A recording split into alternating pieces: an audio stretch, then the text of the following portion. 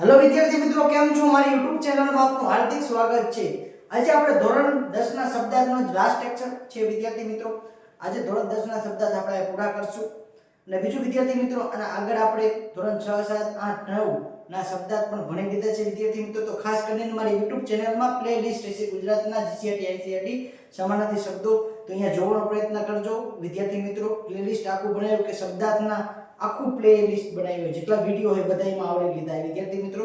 આજે આપણો 29મો લેક્ચર છે વિદ્યાર્થી મિત્રો શબ્દાર્થનો, જે પરીક્ષાની દ્રષ્ટિએ ખૂબ IMP હોય આપણે ભણવાનો પ્રયત્ન કરશું. તો મારી YouTube ચેનલમાં જોડાઈ જાઓ વિદ્યાર્થી મિત્રો. શરૂઆત કરીએ શબ્દાર્થ. બહાદુર બાળકો, એમાં જોઈએ શબ્દાર્થ અદમ્ય એટલે કે દબાવી ન શકાય તેવું અદમ્ય કહેવામાં આવે છે વિદ્યાર્થી મિત્રો. શબ્દ સમૂહ માટે એક શબ્દમાં પૂછાઈ જાય કે દબાવી ન શકાય તેવું એટલે કે અદમ્ય કહેવામાં આવે છે. ભસ્મ એટલે કે રાખ વિદ્યાર્થી મિત્રો, યાદ રાખજો. ભસ્મ એટલે રાખ.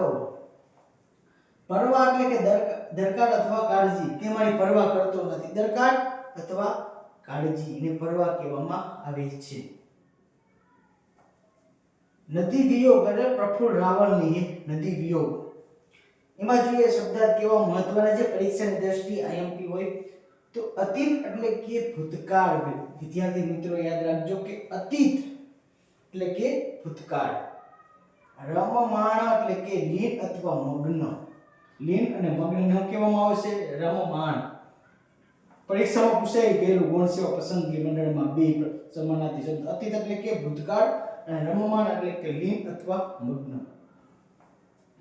સગડ એટલે કે નિશાની, પગેરું, પદચિહ્ન ને પગલા, સગડ કહેવામાં આવે છે. ચાર શબ્દ છે સગડના વિદ્યાર્થી મિત્રો, યાદ રાખજો.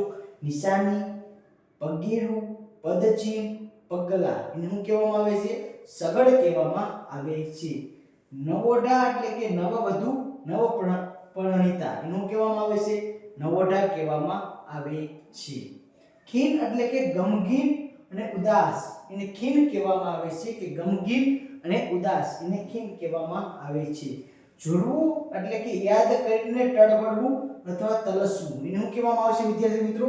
ઝૂરવું કહેવામાં આવે છે. ઝૂરવું એટલે કે યાદ કરીને ટળવળવું અથવા તલસવું. તલસવું એટલે પણ ઝૂરવું થાય છે. ઝુરાપો એટલે કલ્પાત વેરાનું દુઃખ, એને ઝુરાપો કહેવામાં આવે છે વિદ્યાર્થી મિત્રો. આ પણ IST અગાઉની એક્ઝામમાં પૂછાઈ ગયેલું. ઝુરાપો એટલે કે કલ્પાત. ગરિમા એટલે કે ગૌરવ, એને શું કહેવામાં આવે છે? ગરિમા કહેવામાં આવે છે. ગૌરવ.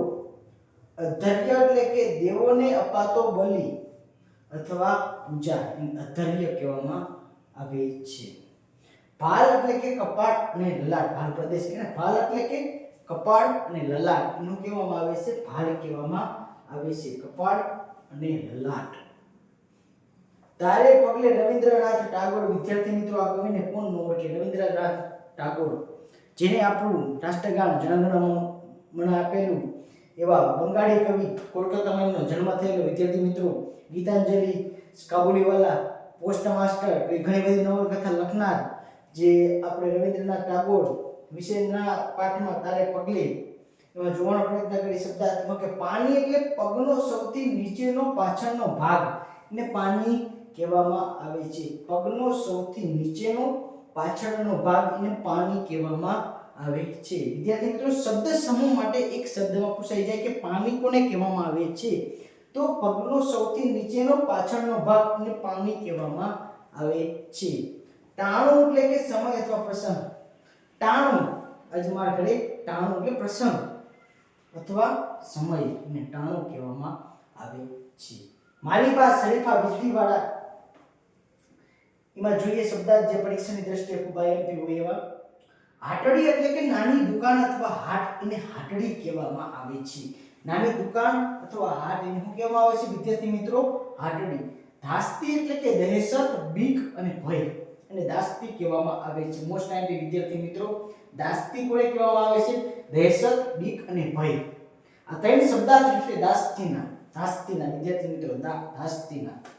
આજીજી એટલે કે વિનંતી, કાલાવાલા. આજીજી કરે એટલે કે વિનંતી અને કાલાવાલા, બે શબ્દો છે આજીજીના, વિનંતી અને કાલાવાલા. બીજું વિદ્યાર્થી મિત્રો શેર.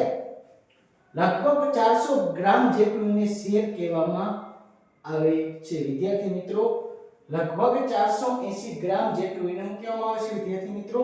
શેર કહેવામાં આવે છે. એક માપનનો અંક છે શેર. ભડકડે એટલે કે વહેલી સવારે. ભડકડે એટલે કે વહેલી સવારે. એક તળપદો શબ્દ છે ભડકડે, એટલે એનું કહેવામાં વિદ્યાર્થી મિત્રો વહેલી સવારે કહેવામાં આવે છે. ધમારવું એટલે કે સ્નાન કરાવવું. આજે તેને ધમારી નાખો, સ્નાન કરાવવું. નાના બાળકને જ્યારે બા નવડાવતા હોય ત્યારે શબ્દો ઉપયોગ કરીને ધમારવું કહેવામાં આવે છે, એટલે કે સ્નાન કરાવવું. ગાડી એટલે કે ઘાસડી, ગહાણી, એને આપણે કપાની ગહાણી, આજ ભરવા જવાનું કપાની ગહાણી, એને એક તળપદો શબ્દ છે ને ઘાસડી કહેવામાં આવે છે. અડાયા એટલે કે થાપિયા વગરના રસ્તામાં પડીને સુકાઈ ગયેલા છાણા, એને અડાયા કહેવામાં આવે છે. વિદ્યાર્થી મિત્રો, પરીક્ષાની દ્રષ્ટિએ અને શબ્દ સમૂહ માટે એક શબ્દમાં પૂછાઈ શકે કે અડાયા કોને કહેવામાં આવે છે? તો થાપિયા વગરના રસ્તામાં પડીને સુકાઈ ગયેલા છાણા ને શું કહેવામાં આવે છે? અડાયા કહેવામાં આવે છે વિદ્યાર્થી મિત્રો. ઠામડા એટલે કે વાસણ, ઠામ અને પાત્ર. ઠામડા એટલે કે ઠામડા ધોઈના એટલે કે વાસણ, ઠામ અને પાત્ર. વાસણ માટેનો શબ્દ છે ઠામડા. એ પણ વિદ્યાર્થી મિત્રો તળપદો શબ્દ છે. બઢો એટલે કે મોટો જાડો રોટલો, એને બઢો કહેવામાં આવે છે. બઢો એટલે કે મોટો જાડો રોટલો, એને બઢો કહેવામાં આવે છે. સિંદરા એટલે કે દોરડા. સિંદરા એટલે શું થાય વિદ્યાર્થી મિત્રો? દોરડા થાય છે.